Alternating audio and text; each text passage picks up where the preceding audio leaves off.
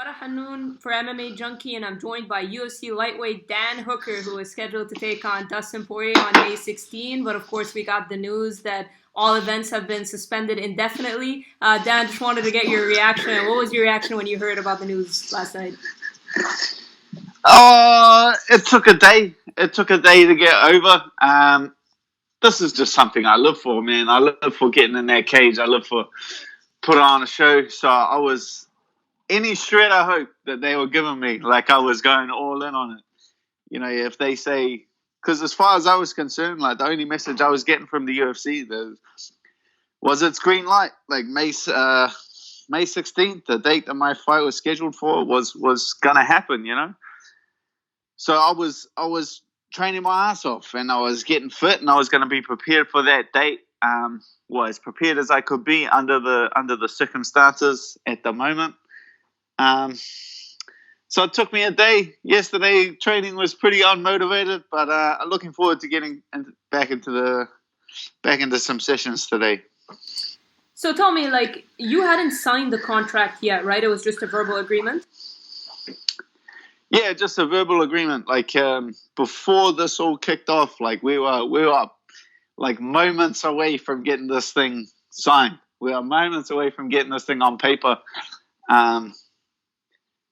When you know this all started going crazy and our country mandated a nationwide lockdown and everything started getting crazy, and that took a turn for the worse. But you know, the UFC being the UFC, and I know that they're a very aggressive company. I knew that they were willing to push through it. So I know that I had to be prepared.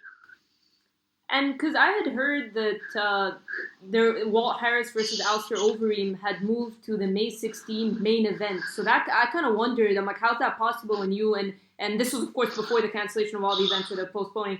And I said, how's that possible? Because you and Dustin Poirier were supposed to headline. Did you hear about that? And was there any chance that you guys were going to compete on May 16, but in a co-main event or something?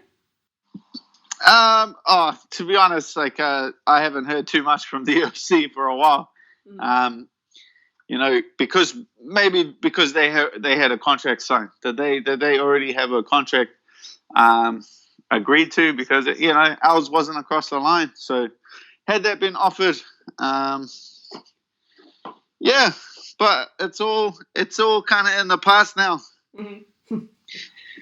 And I saw, like, again, I know I'm speaking in the past, but like you guys had agreed to 170 pounds. Was that obviously because of the circumstances and then the training conditions changing? Is that an offer you would even consider later on, or you'd be happy to do a 55? Like, would you ever entertain the idea of 170? Because we don't know if the show goes back on still during the turbulent times. Yeah, well, you know, 100%. Like I'd say, me and Dustin are of a similar size. That we both outgrew featherweight. Both been competing at lightweight.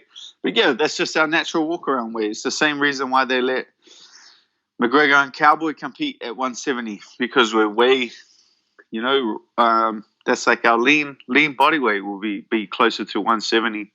That's like a weight that I can healthily compete at, and we'll just dehydrate to 55 and then step back in the cage at 170. So yeah, with everything else going on, with the global pandemic in the air, with there being a big question mark over the event, it's just one less thing to worry about. It's like a needless addition to the sport. For sure. And when he was throwing his name in the hat to potentially fight Ferguson and stuff like that, what was your reaction to that? And were you worried to lose out on the fight? No, definitely not.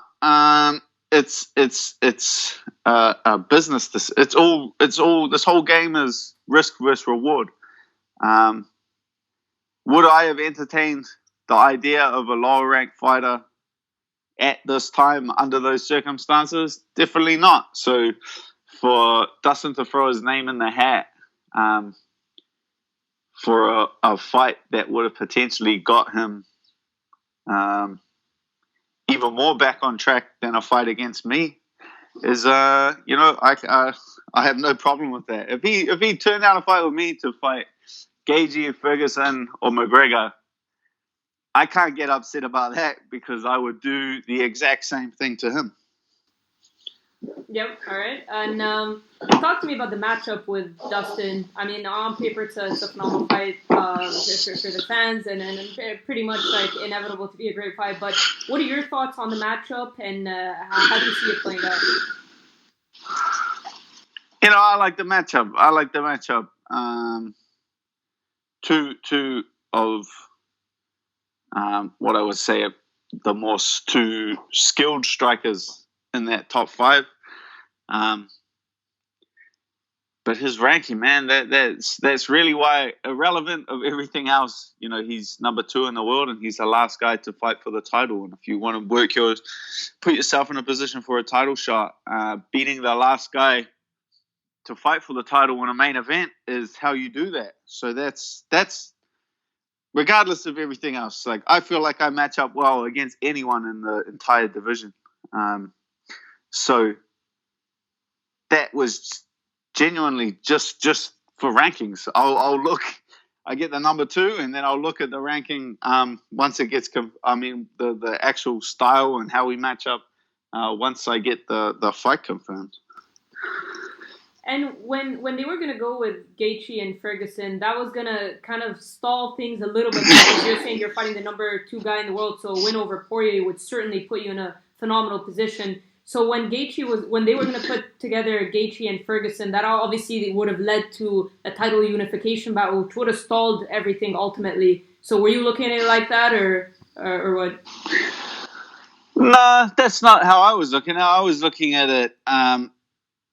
Those are the 2 guys ahead of me that have win streaks in the top 5. So the 2 guys ahead of me that have longer win streaks, or me and Gagey are both on 3-fight win streaks, and Tony's on some ridiculous 12-fight win streak. But those are the 2 guys that are set ahead of me. So the way that I was looking at it was, regardless of who wins that fight, that puts me as the guy with the second longest win streak in the top 5, and puts me one step closer to a title shot. So I was excited for that fight because I knew that one of them was going to get out of my way after that. That's a good point. And your last fight against Paul Felder, a phenomenal fight, a 5-round war. How important was that for your career to go through that type of fight? Because you've had a lot of success recently, putting guys away. But how important was it to go the full 25 minutes? Very, very necessary. I felt it was very necessary. I took a lot from that. I learned a lot from that. Yeah, because I have been coming off a lot of quick finishes, and even the first taste of the decision victory in my last fight with Ally Aquina, which was 3 rounds. So to go to 5, that's a whole different ball game, and I have a whole new respect for going the full 5 rounds. Like, I've been matched for 5-round fights before the UFC, defending and winning local titles. I've been matched, but they never went the full 5 rounds. Like, I think 2 of them were first-round finishes, and 1 of them was a third-round finish. So mentally preparing to go into a 5-rounder, and then actually experiencing it and seeing the mental fortitude required for that gives me a whole new respect for it, competing against the best guys in the world under those circumstances. But I only want to fight 5-rounders. I swear that was that's like a whole new challenge. I love the challenge. I love the test. Going 5 rounds instead of 3, the challenge is incomparable. And yeah, because in that fight with Felder, that takedown you scored late, is that what you're talking about? Like, knowing that you have to dig deep, and I want to say that sealed the fight for you, yet one judge out of the 3 gave you the 5th round only, so the scores were all over the place there, and that's a topic I'll touch on in a bit. But talking about that, like going the 25 minutes, that takedown that you secured late in that 5th round, is that what you're talking about? Like having to dig deep, that new experience? Yeah, for sure. Just the whole thing in general, like after the first 2 rounds were going very well. But after the end of the second, and I go back to the corner, I was sitting there and I was thinking to myself, like, generally you're just preparing for the sprint. Like after the first 2 rounds, coming into the third round, you're generally like mentally preparing to sprint. Like you're like, all right, when this round goes, like we're gonna just hold our breath and we're in the final push. But going the first 10 minutes of this fight and then sitting back in your corner and going, like a fight hasn't even begun yet, like a full 3 rounds is ahead of me, was like a different, it's like a whole different, it takes a completely different mental fortitude for 5 rounds than it does for 3 rounds. And preparing you for those future fights when you're talking about the top 10, and there you go, because you were supposed to fight Poirier in a 5-round battle. At the end, when the judges were rendering their scorecard, did you have any doubt that you got the job done? Because like I said, I mean, it's been a topic of discussion, judges' scorecards. They're all over the place. Like, the 3 judges had completely... I don't think maybe one like round was scored unanimously like across the 3 judges, but everybody had a completely different score. The fans had a different score. So, do you think that that's become a problem, like judging in MMA fights? Because we saw in UFC 247 that was a very hot topic of discussion. This is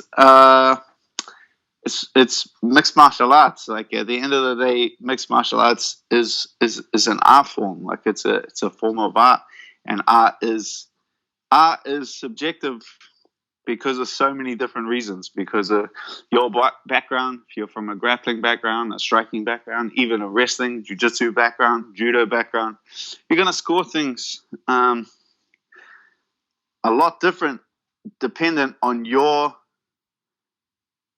outlook or on your pre-existing history. Like a lot of the rule set is not set in stone. Like this is more important than this. Like this kind of takedown, a judo throw is more important than a double leg takedown. Like there's no set exact rules. So a lot of it is subjective. So I can understand. I don't have too much issue with the judging, or I don't see a different way to score it that would be better than the current system. Would you be open to open scoring? I feel like open scoring, I feel like it would definitely make things a lot clearer for the people watching. And it would definitely make your objective, but it would kind of also change the dynamic in that it would be distracting. Like I've been in a lot of fights where I thought that I was doing like very well, so I was able to stay relaxed and composed, and then managed to get a finish in the second round or the third round because I wasn't getting distracted by the scores. Like, do you want fighters fighting for points? I don't think that makes for entertaining fights. So if you want fighters fighting for points, like if you see you're 2 rounds up and then the other guy knows he's 2 rounds down and he comes out like, you just got to hold on to the guy for 5 minutes. I think it changes it. It makes it more of you'll have a lot more fighters fighting purely to win on points and focusing too much on the scores, and it changes the dynamic a lot. So I think we have to be careful because it doesn't, it's going to change the entire dynamic of the fight. I see, and I'm going to leave you with one more question. I appreciate the time. Are you confident the Dustin Poirier fight happens? We don't know who's going to be able to fight when and which event or what date, but are you confident that you still get the Poirier fight and it still happens?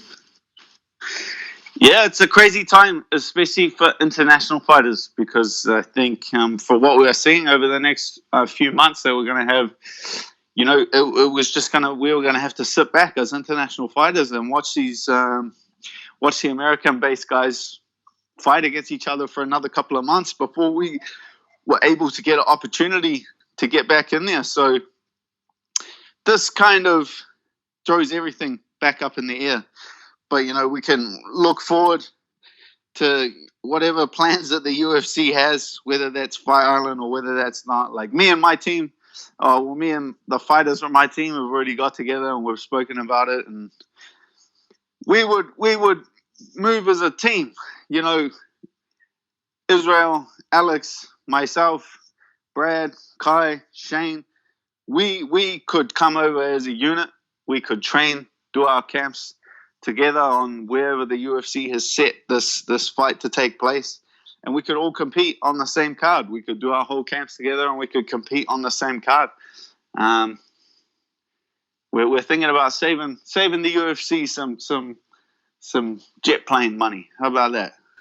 So wait, I thought you were talking about the Fight Island. You're saying you guys all together would go somewhere. You're not talking about the Fight Island, are you? Yeah, to the Fight Island. Oh, okay, We could come over as a whole team, prepare together as a team, and then all compete on the same card. And I think that makes it pretty easy.